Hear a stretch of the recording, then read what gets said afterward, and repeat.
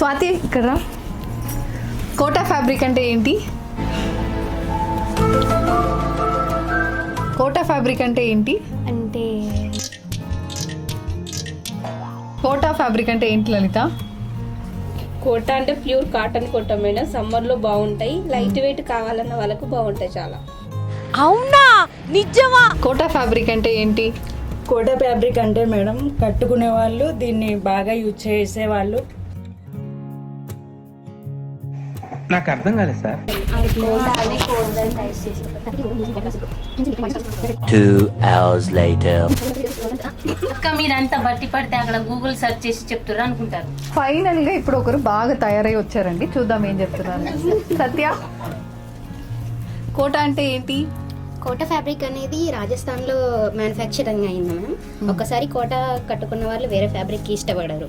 And ఇది quota అనేది cotton ఒక 40% అండ్ సిల్క్ అనేది ఒక 60%తో మనకి మ్యానుఫ్యాక్చర్ అయి ఉంటుంది. కరెక్టేనా? చూద్దాం మా కోటా ఫ్యాబ్రిక్ అంటే ఏంటి అనేది.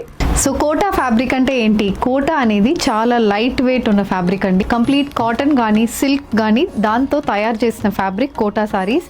సో కోటా అనేది, కోటా అనే ఊరు మనకి జైపూర్ పక్కన ఉంటుంది, అక్కడ మనకి మ్యానుఫ్యాక్చరింగ్ అనేది అవుతుంది. సో ముఘల్ పీరియడ్లో ఈ డిజైన్స్ అనేది ఫస్ట్ రీఇన్వెంట్ చేశారండి. మైసూర్లో ఉన్న వీవర్స్ని కోటాకి తీసుకెళ్ళి అక్కడ కంప్లీట్ వీవ్డ్ మోటివ్స్ కానీ ఎంబ్రాయిడర్డ్ మోటివ్స్తో కోటా సారీస్ అనేది తయారవుతుంది.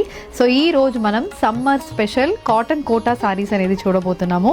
ఇలా మొత్తం ఎంబ్రాయిడరీ ప్యాటర్న్స్తో వస్తున్న cotton Kota saris, light weighted saris అనేది చూడబోతున్నాము.